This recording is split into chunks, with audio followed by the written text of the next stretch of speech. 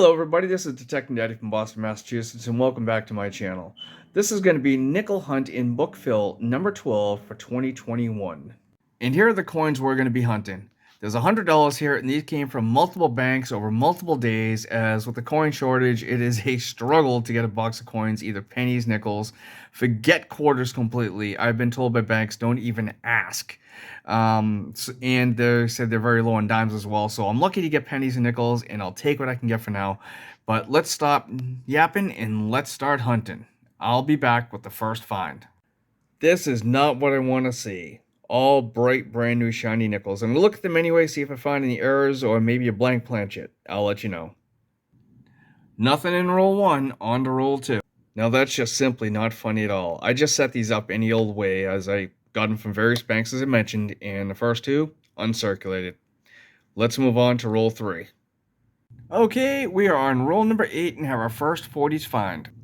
And here it is, a 1947 Philadelphia. Working on roll number 9, and look what I found. 1951, let's take a look and see what we got a mint mark. 51 Denver, a little more than 20 million minted. 20 million minted, let me try that again. We'll take it. Back with the next. Same roll. A 1959 Denver. Roll number 12, our earliest find of the box. We have a 1940 Philadelphia. Roll 19 in 1930s Jefferson. Let's take a look. It's 1939. I have not looked at the reverse, so let's see if we have a mint mark. We don't. That's okay. We'll take it. Back with the next. Roll 28. 1957 Denver. Still in roll 28. A 1940 Philadelphia. Roll 29. A 1955 Denver. Same roll. A 1940 Philadelphia. Roll 30 and we have another 1930s find. 1939. Does it have a mint mark? It's a Philadelphia. We'll take it. Roll 31. Our fourth 1940 nickel of the box. Do we have a mint mark? It's a Philadelphia. We'll take it. Roll 30. 1942. I would definitely say non-silver. Philadelphia. Roll 36. 1958 in really nice shape. Philadelphia. Roll 39. 1954. Whoops, a little off screen there. Sorry about that. Philadelphia. Roll number 40. 1948. Denver. Roll 43. 1959.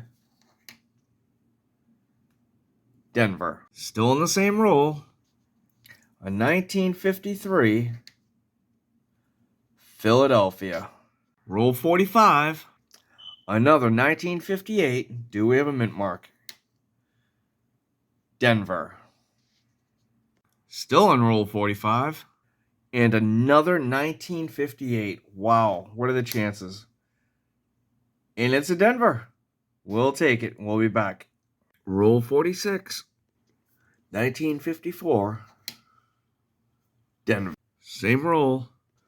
1947. Philadelphia. Well, we're down to the last roll. If we don't find anything, we'll jump right into the wrap-up. Well, here's the last roll, and I missed it. Look at that. 1941 right there.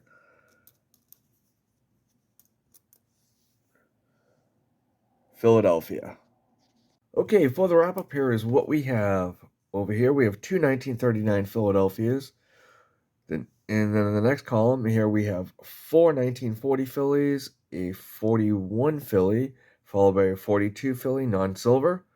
Then we come all the way down to the bottom, where we actually have a 47 Denver and San Francisco. I'm not sure if I noticed those in the when I was doing the rolls. I did notice them under the scope when I was looking at them at the end. Then we have a 49 Denver to wrap up the 40s. Then we get into the 50s. Here we have a 1951 Denver, followed by a 53, a 54, and a 54 Denver, followed by a 55 Denver. Then we have a 57 Denver, two 58 Denvers, and a 58 Philly, and two 59 Denvers. Then we come over to here where I have my San Franciscos, which is a 168 and 4 1970, both San Franciscos. We got 209s, one Canadian 2008, and a few to match up against the book to see if they upgrade. So the books I'm going to show these here, the Liberty Head nickel is still empty. Haven't found any of those this year, but that's no big surprise. For the Buffaloes, no Buffaloes are found, but let's take a look at the book and see what we have already. On page 1, we have the 1913 Philadelphia Type 1, which we found last video. If you take a look at that, it's actually in really nice shape. On page 2, we have the 23 Philadelphia we found last time as well. Then we have 4 more, 25 San Francisco, 27 Philly and Denver, and a 28 Philly. Page 3 of this book, we have a 36 and 37 Philadelphia, and that is it for the Buffalo Nickels. On book 1 of the Jefferson series, there are going to be no additions, still leaving us with the final 15 to work on, but we do have quite a few upgrades here in the 50s.